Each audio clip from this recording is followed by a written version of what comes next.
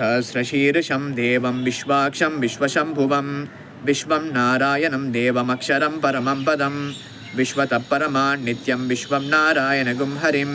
विश्वमेवेदं पुरुषस्तद्विश्वमुपजीवति पतिं विश्वस्यात्मेश्वरगुं शाश्वतगुं शिवमच्युतं नारायणं महाज्ञेयं विश्वात्मानं परायणं नारायणपरो ज्योतिरात्मा नारायणपरः नारायणपरं ब्रह्म तत्त्वं नारायणपरः नारायणपरो ध्याता ध्यानं नारायणपरः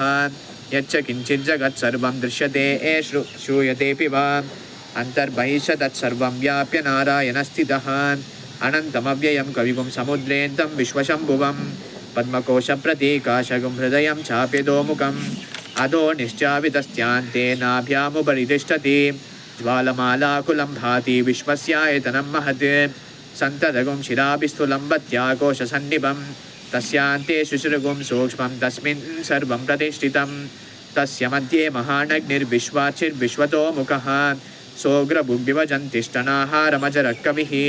तिर्यगोर्ध्वमदस्यायी रश्मयस्य सन्तता सन्तापयति स्वं देहमापादतलमस्तकः तस्य मध्ये वह्निशिखा अणीयो ऊर्ध्वा व्यवस्थितः